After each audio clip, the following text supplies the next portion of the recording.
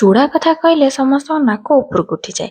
କିନ୍ତୁ ମୁଁ ସିଓର ଏମିତି ଥରେ ଚୁଡ଼ା ସନ୍ତୁଳା ବନାନ୍ତୁ, ନିଶ୍ଚୟ ଭଲ ଲାଗିବ।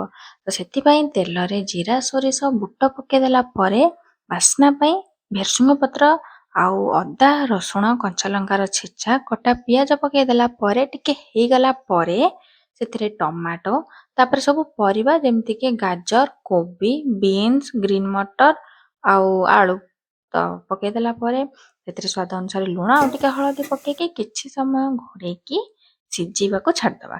ପୁରାପୁରି ପରିବାଟା ସିଝିଗଲା ପରେ ଚୁଡ଼ାକୁ ଧୋଇକି ତାକୁ ପକେଇ ଦେଇକି ଭଲସେ ମିଶେଇଦେବା ଆଉ ବାସ୍ନା ପାଇଁ ଟିକେ ଧଣିଆ ପତ୍ର ପକେଇବା। ଏଇଟା ବହୁତ ହେଲ୍ଦି ଆଉ ଟେଷ୍ଟି, ନିଶ୍ଚୟ ଥରେ ଟ୍ରାଏ କରନ୍ତୁ। ତାପରେ ଲାଷ୍ଟରେ ଖାଇଲା ବେଳେ ଟିକେ ଲେମ୍ବୁ ପକେଇଲେ ସେଟା ଆହୁରି ଟେଷ୍ଟି ଲାଗେ। ତ ନିଶ୍ଚୟ ଥରେ ଟ୍ରାଏ କରନ୍ତୁ। ଆଉ କେମିତି ଲାଗିଲା ମୋତେ କମେଣ୍ଟରେ କହିବେ।